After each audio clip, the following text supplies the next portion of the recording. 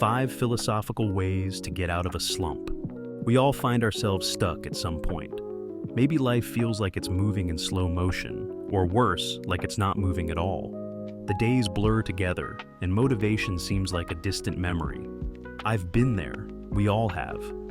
And while there's no magic fix, philosophy has a way of shaking things up, offering us new ways to see the world and ourselves. Here are 5 philosophical ideas that have helped me, and countless others, climb out of a slump. Chapter 1. The Impermanence of Everything, Buddhism and Heraclitus. This too shall pass. We've all heard it, but do we really believe it? Buddhism teaches that everything is temporary: pain, joy, stagnation, momentum. Heraclitus, the Greek philosopher, put it another way: no man ever steps in the same river twice. The river is always changing, just like we are. Whatever slump you're in, it is not permanent. You are not stuck.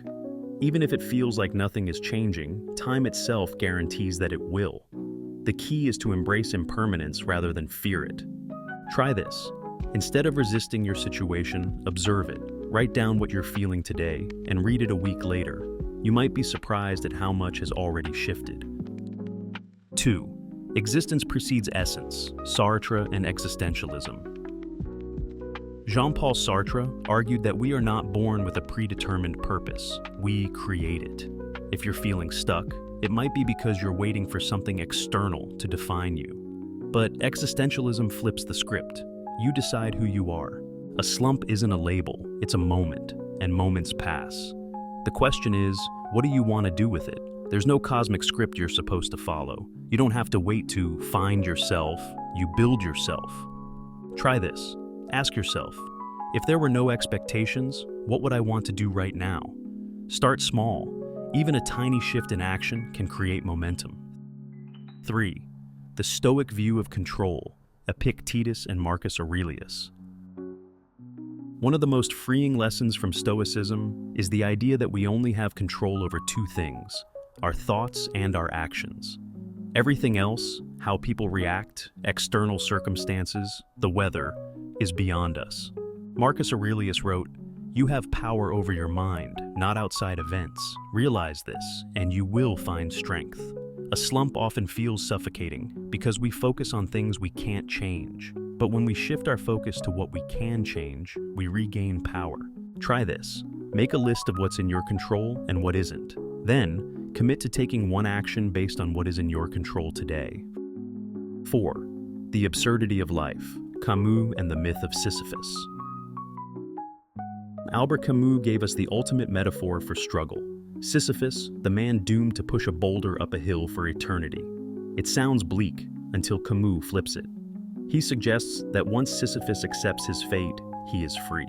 The struggle itself becomes meaningful. Your slump might feel like pushing a boulder uphill, but what if you embraced it instead of resisting it?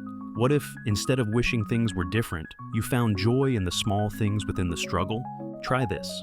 Find one thing, however small, to enjoy today. Even if it's just a great cup of coffee or a good song, meaning is created, not given. 5. Memento Mori, Remember You Will Die, Stoicism and Samurai Philosophy. It sounds morbid, but it's actually liberating. The Stoics and the samurai both believed that contemplating death was the best way to appreciate life. We spend so much time worrying about the future or regretting the past that we forget that our time is limited. If today was one of your last days, how would you want to spend it? Would you still feel stuck, or would you take one small step forward? Try this. Imagine yourself at 80 years old, looking back on today. What would you want to tell yourself to do differently? Slumps happen to all of us, but they don't define us. The key is to shift your mindset, even in the smallest ways.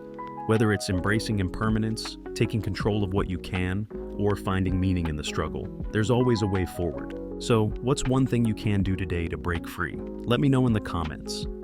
And if this helped you, don't forget to like, share, and subscribe for more insights on navigating life with wisdom. Remember, this moment is just one chapter, not the whole story. Keep moving forward.